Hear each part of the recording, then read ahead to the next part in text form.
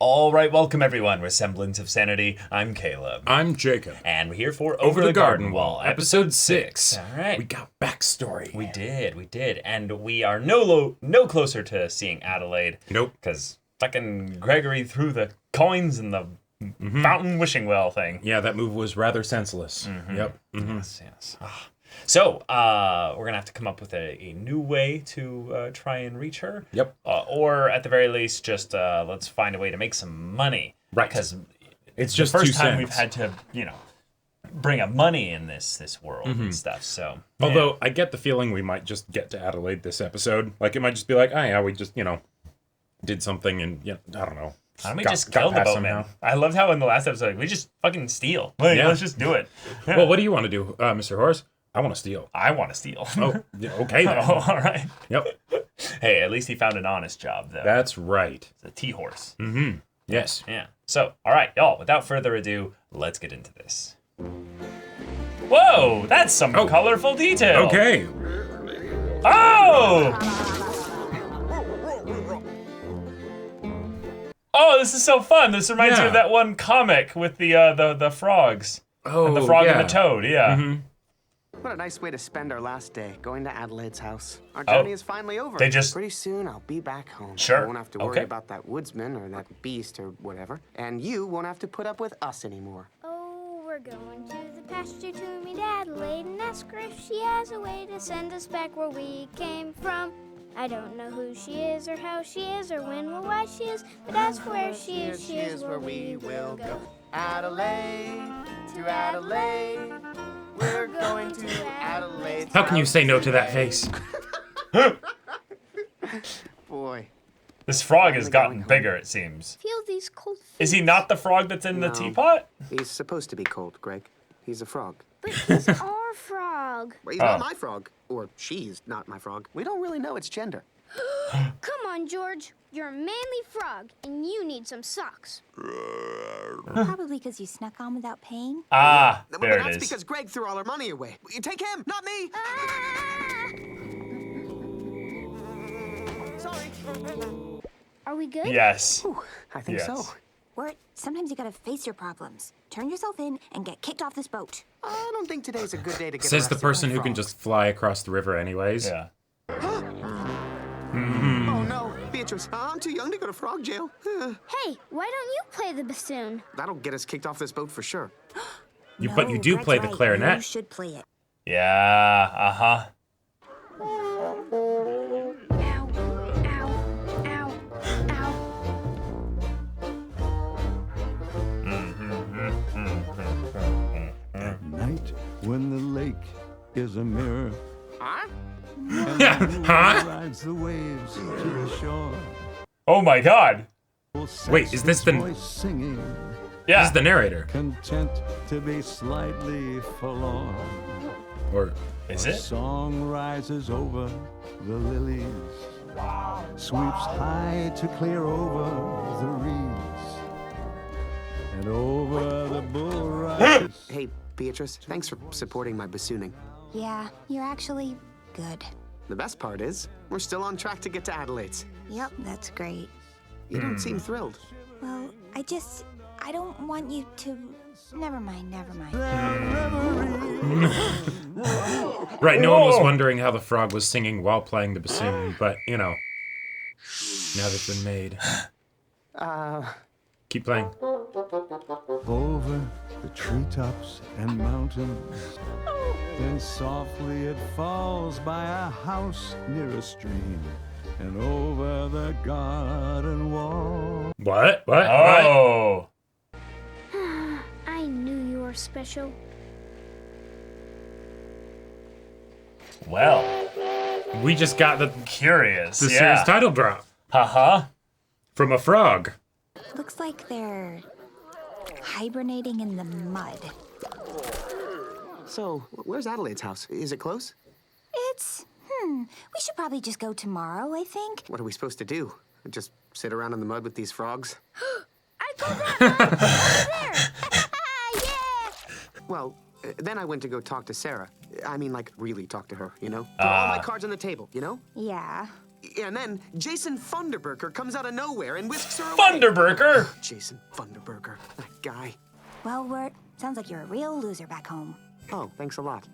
I mean, compared to how you are here. Here, you're like a hero and stuff, right? Am I? I don't know if I'd say hero. Do you think that I could be a hero too? Huh?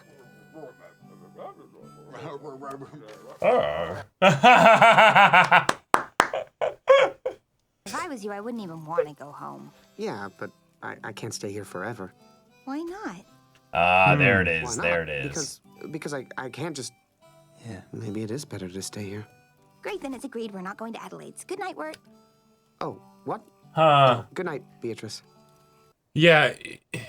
I think it's that she's gonna miss them. I think that's part of it, but I don't know why she wouldn't want to be human. Beatrice. Well, I think she was maybe Greg, potentially wake up. lying about Beatrice that. took off. What? Come on.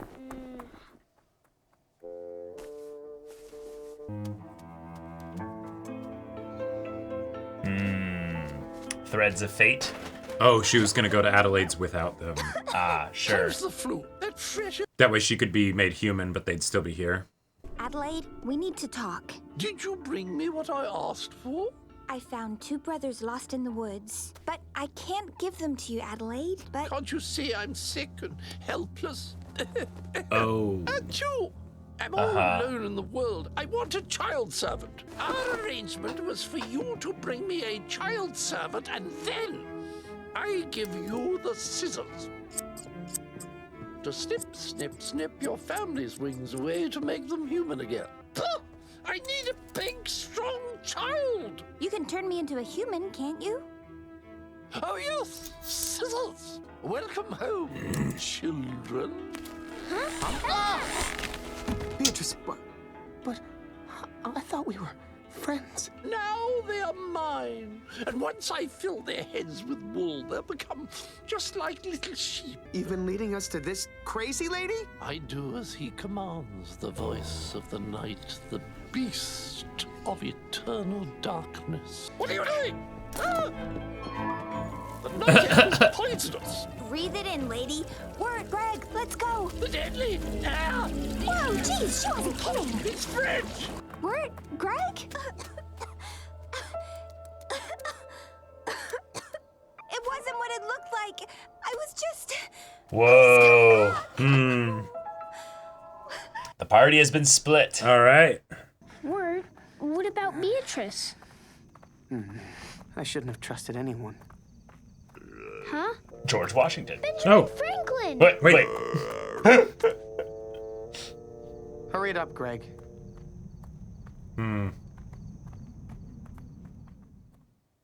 Okay, yeah, that's a doozy. So we got ourselves Adelaide. She was some kind of witch or a person something. in disguise to be this lady or what have you, but it's actually just John Cleese. John Cleese again. All right. Sure.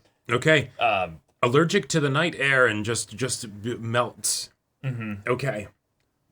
This Resolved very this quickly. This is a place of terror and horror and and yeah. It gave me huge Coraline vibes with Other Mother and the sewing of like the buttons into the eyes. Sure, okay. With the scissors that's like, oh, the way you'll turn them human again is you'll take these scissors and you'll cut off their wings. Yeah. And that'll make them human again. It's like, no. excuse me, what? No. What? No. Do not want. No. Do not need that. Yeah. Oh, I loved the little lulling of a false sense of security with the little society of frogs here and there. The ones on the ferry, and then George Washington, Benjamin Franklin, the frog that he kind of, just Alexander chose- Hamilton. Yeah, just sings a song.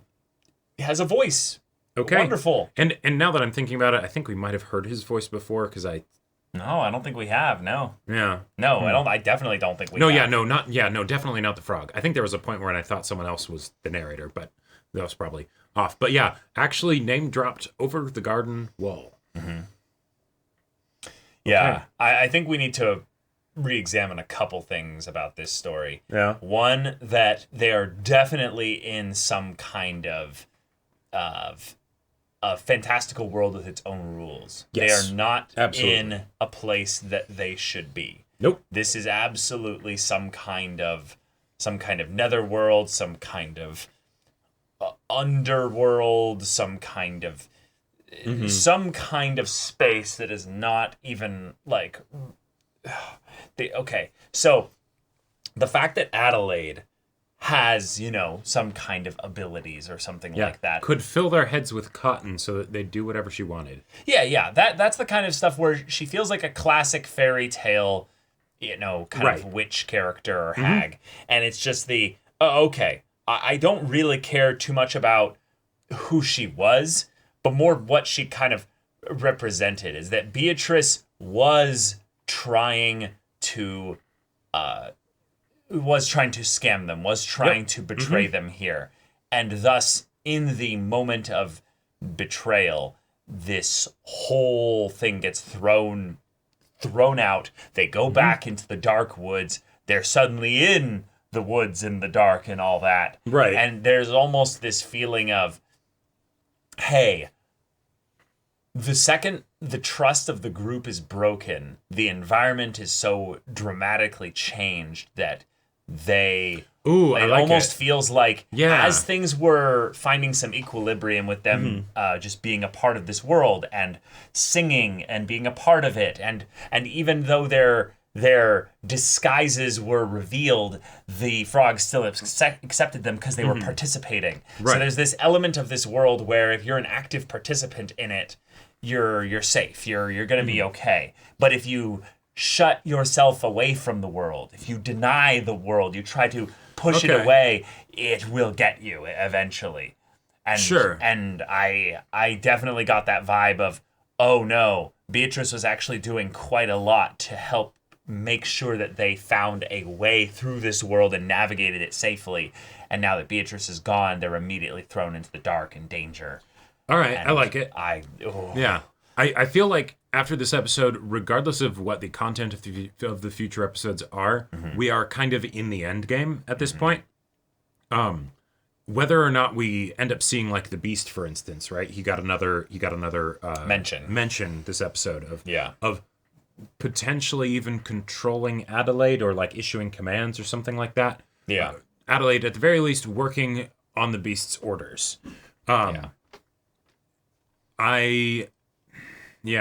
think that this is an indication that we are going to have a lot more episodes following one after the other with continuity and not being like the sort of serialized, self-contained stuff that we've gotten so far. But yeah, sure. The bit with Beatrice, I like. It makes a lot of sense looking back because we can see the ways in which she was like very pushy and like, oh, let's go to Adelaide. And I like that it wasn't something just as simple as like, oh, I want you guys to stay here because I really care about you. But it's oh no, I was doing something sketchy because I wanted to become human again. Because I wanted my family to become human again. Okay. That'll be interesting to see how that gets resolved because I think she's definitely going to be flying after them, but yeah. Nothing in Adelaide's place seemed like worthy of note outside of all the strings. Sure. Which I really liked as this is a place that's tricky and full of traps and potential problems and stuff. But also the fact that her thing seems to be the desire for control. If she's paranoid about the outside and the night air, and then it's I need 2 human children to be her slaves, basically, so that maybe they can then interact with all the outside elements that she doesn't want to. It does feel a little bit odd that she would say that she's serving or even following the voice of the Beast because this doesn't seem to... I mean, I don't know what the Beast wants, but it doesn't seem like it would be something that would immediately help another person. It feels like it would just help Adelaide here. I could see the Beast being interested in collecting children because we do know that the Beast has the whole situation with the woodsmen Yeah. taking the daughter to, keep the lantern lit and all that stuff. Oh, maybe that's why it had to be two, so that one of them is going to the beast and one would stay here with Sure. Adelaide. Yeah. Yeah. Yeah. Or maybe that's the thing, is that children wander through this forest constantly, and it's that, the beast comes by and basically is just like, do you have any knowledge? Do you have anything to lead me to another one of these lost children? Sure. And then it's because I'm trying to think about this constantly from a meta standpoint, because I feel like we're at that point now where we've broken the tropes enough of the classic fairy tales to where it's, oh, okay. What's this specific flavor of fairy tale that we're in? Well, yeah, we are in a fairy tale. Yes, but absolutely. then it means that there's some final arbiter of the meta, and I would say that right now the beast is part of that. And my guess is that the beast has something to do with death. Like, the beast is just the one that brings death, and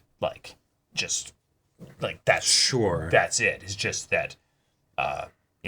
These kids are not supposed to be here. This is not a place of, just where wanderers are. Everybody has their place. They're in their specific spot. They do their thing. And then maybe if anything, there's every once in a while people that stick around here maybe too long, and they end up like Endicott or Adelaide or something like that. Yeah, that could be fun.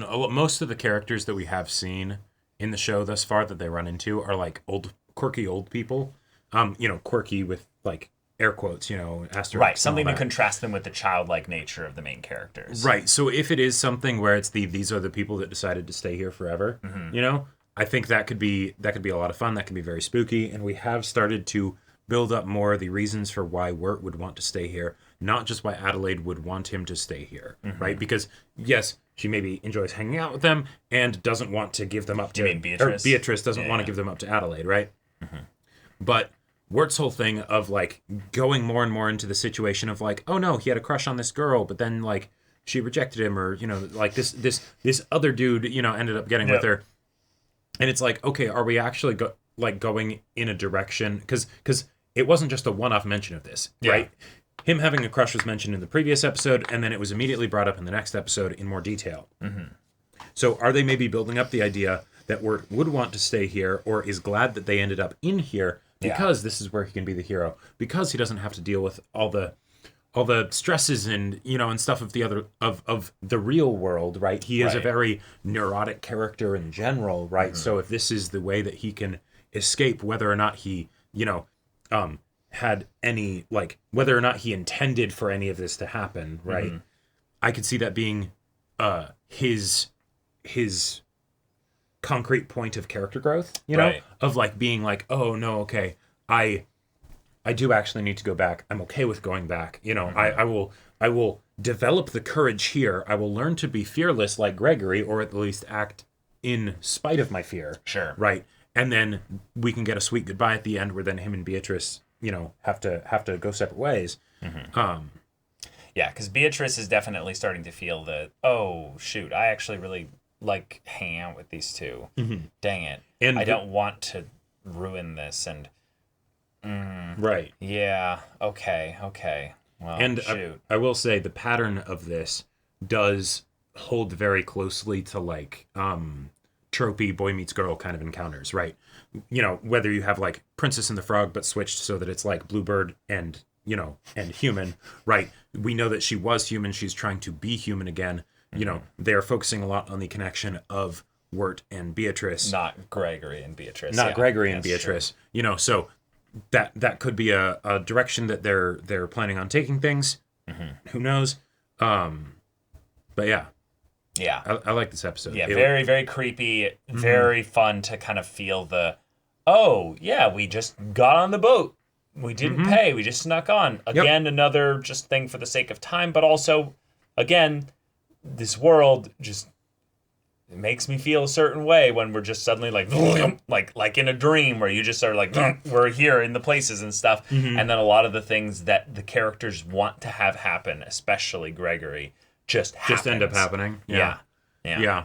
So I'm excited to see what would also be the kind of thing that would, if we can fracture the party in this way, what would be the kind of thing that would take Gregory and Wirt and sunder them a little bit to where they're still moving in parallel kind of, but they're not They're not right. meshing. Because they're different enough that them, like, in a lot of ways, their sunderings, I feel like, happen almost every episode. Almost every episode, on very minor levels, right? Exactly. You know, and that's just sort of the status quo for them, right? Right. But if this is something where Adelaide is not the easy available, solution for where they go forward, or who they talk to about what's happening. Well, they need an entirely new motivation here, and if Sure, they're that's scared true. and alone in the dark, well, that might be a problem for Wirt, but maybe that's not a problem for Gregory. Maybe Gregory's like, oh no, that's fine. We'll just go this way. And so something that I could totally see happening.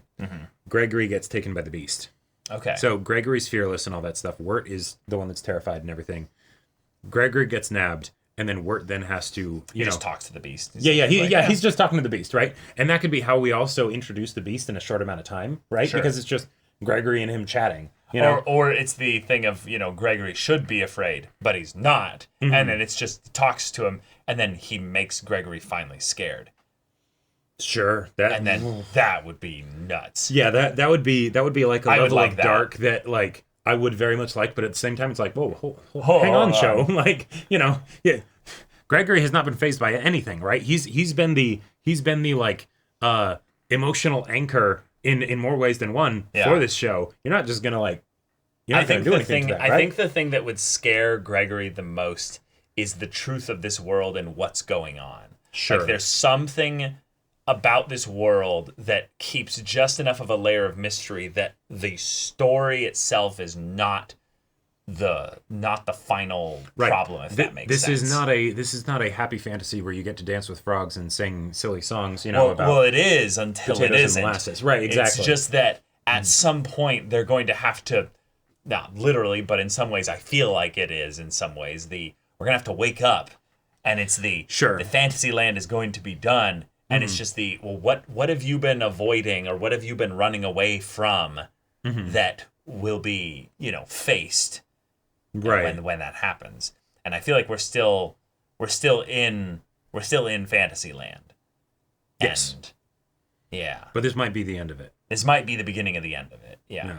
No. The frog stuff was really fun just from a artistic standpoint, but also once the frog started talking and singing, I was like, wait, like, let me think back on all the animals that have talked. They, like, so it's weird, but I just want to bring up the idea that none of them talk necessarily outside of, because obviously we only have so much time and stuff, but sure, Gregory and Wirt. Yep. Like, it's almost like they weren't talking animals until Gregory and Wirt showed up. And well, but the other thing that surprises me a bit is that the responses of all the other characters in the show when they see the talking animals. If you have people that live in a magical forest of some kind where you can have curses that turn people into bluebirds and and things like that, and the dark beast or whatever, and then you're like, wait, why is this animal talking? With the number of talking animals we've seen almost nothing but talking animals. Now, Beatrice is the one kind of special exception in that regard because of the way other people interact with Beatrice just fine. But this could totally just be a meta thing where, hey, if you're having a show with short episodes and everything, if you're going to have animals be brought in, it's much faster if you can make them just talk. That way you can have them interact with the main characters in a snappy manner, right? Yep. And then have them exit stage left when they're, not needed for the story anymore. Yep. But I could also totally see that being something where they're setting up a spooky, different aspect of the world that's been right in front of our faces the whole time, but we didn't necessarily notice because it was convenient or whatever. Yep. So yeah. Yeah, this episode. And bye-bye, Adelaide. Yeah, bye, Adelaide. You were creepy and gone. Problem. So, bye-bye. But yeah, y'all, thank you so much for watching this episode's reaction and discussion. If you want to see the next episode's reaction and discussion right now, though, go check out the link in the description below. For our Patreon, you can get an early access there. You can watch full-length timer reactions there, and all this comes with Discord access, so you can chat with us in the community there about this show, about animated shows in general, and also be sure to check out our Twitch channel. We stream every weekday. The info's in the description. Yeah, so if any of that interests you, we'll see you there. But until then, we're Semblance of Sanity. I'm Caleb. I'm Jacob. And we'll see you all next time.